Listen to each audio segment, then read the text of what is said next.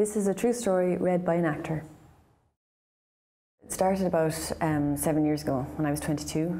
I'd gone to see a fortune teller, and she couldn't tell that I was pregnant at the time, but she did say that she could see me in the future surrounded by people in suits, but she said I wasn't working with them. And she also said that I wasn't going to stay with the father of my child.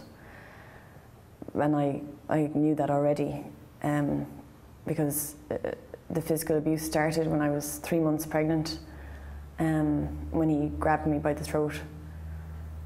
And anyone who knows the cycle of abuse would know what happens next. Like, there was texts and calls and you know, buying presents, promising, you know, ways to get me back. You know, he'd make promises that he was going to change, or then he'd turn around and, you know, blame me, saying that I was driving into it, you know, that it was all my fault.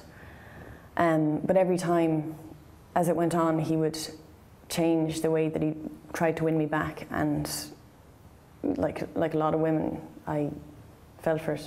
The breaking point really was when he turned on my son, and my son was only 18 months old, and I think I just woke up, you know, and the next day I packed my bags and I left to another county. And then, you know, the texts started coming in, the calls, and he started calling my family and my friends. He started, you know, he sent them death threats, and then he started, you know, the kind of court summons started coming in because he wanted his father's rights. And they were upheld for a while, you know, when he could be bothered to come and see his son.